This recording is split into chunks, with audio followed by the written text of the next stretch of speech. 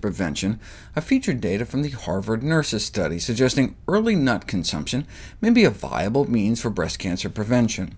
A follow-up study involving the daughters of the nurses corroborated the findings. Those eating more peanut butter, nuts, beans, lentils, soybeans, or corn were found to just have a fraction of the risk for fibrocystic breast disease, which places one at higher risk for cancer.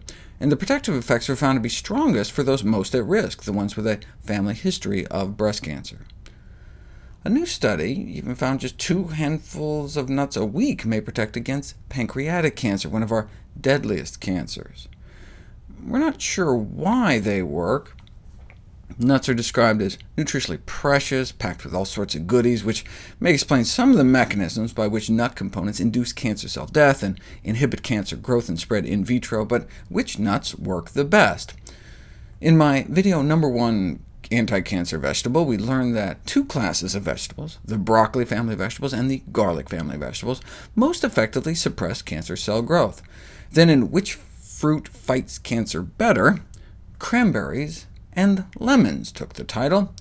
What about nuts?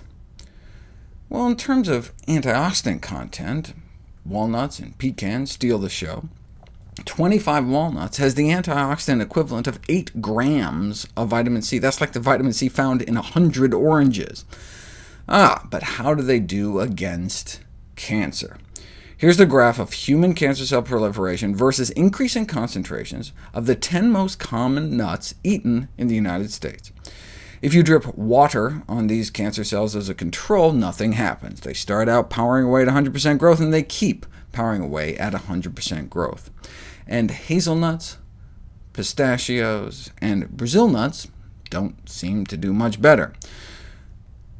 Pine nuts, cashews, and macadamia nuts start pulling away from the pack. Almonds appear twice as protective, having cancer cell growth at only half the dose, but these final 3 are the winners, causing a dramatic drop in cancer proliferation at just tiny doses: walnuts and pecans, with the bronze going to peanuts. This was nuts versus human liver cancer cells, like they did in the fruit study. They found similar results pitting nuts against human colon cancer cells, which is particularly useful since ingested nuts would come in direct contact with colon cancer tumors in the real world, whereas for something like breast cancer, even if nuts suppressed breast cancer growth in a petri dish, that doesn't necessarily mean nut consumption would suppress breast cancer growth in the breast, since the protective nut compounds might not even get absorbed into the bloodstream. To test that, you'd have to design an experiment where you drip the blood of nut eaters versus non-nut eaters on breast cancer, and that's exactly what researchers at Penn State recently did.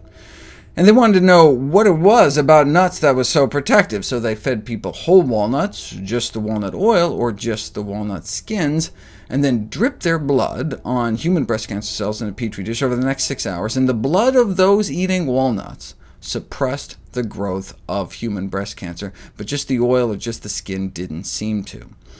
And most importantly, this data suggests that some components of walnuts are indeed absorbed, circulate in the blood, and can affect breast cancer cell proliferation.